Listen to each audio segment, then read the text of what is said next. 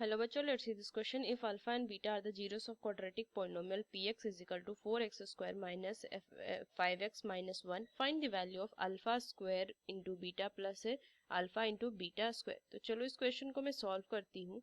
तो सबसे पहले इस क्वेश्चन में की कंसेप्ट अप्लाई करूंगी. तो की कंसेप्ट देखो, अगर मैं जनरल क्वाड्रेटिक पॉलिनोमियल लिखूं fx is equal to ax square plus में bx प्लस में c, और ये क्वाड्रेटिक पोनोमियल है तो इसके टू रूट्स होंगे अल्फा एंड बीटा मान लो.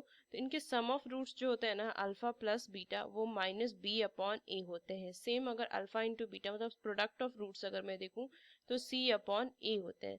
तो इसकी कंसेप्ट को ध्यान में रखते इस क्वेश्चन को सॉल्व करेंगे, क्योंकि मुझे क्वाड्रेटिक पोनोमियल दिया उसे कंपेयर करके ए बी और सी की वैल्यू मैं निकाल लूंगी.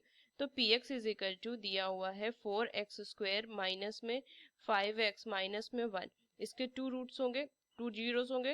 तो इनको अगर मैं देखूँ तो कंपेयर करूंगा अगर मैं, तो a की वैल्यू 4 आ जाएगी, b की वैल्यू माइनस में 5 आ जाएगी, c की वैल्यू माइनस में 1 आ जाएगी. अब देखो अगर इसके भी रूट्स 2 हैं तो अल्फा प्लस बीटा जो रूट्स होंगे वो क्या हो जाएगा माइनस बी अपॉन ए. सो माइनस माइनस में b अपॉन में 4. सो वैल्यू आ जाएगी 5 अपॉन 4. उस तरीके से अल्फा इंटू बीटा अगर मैं देखूँ तो वैल्यू कितनी आ जाएगी c अपॉन ए.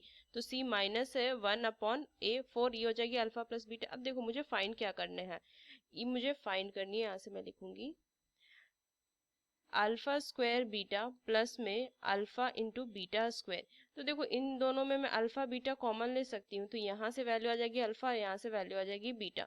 सो ये प्रोडक्ट ऑफ रूट्स तो ही हो गए. तो कितनी वैल्यू है माइनस 1 अपॉन 4 इंटू में अल्फा प्लस बीटा की वैल्यू कितनी आई, ये 5 अपॉन 4. तो 5 अपॉन 4 वैल्यू कितनी आ जाएगी -5 अपॉन 16. तो ये फाइनल आंसर आ जाएगा, final answer. So using these key concepts, we solve this question. Hope you understood it well. Best of luck. Thank you.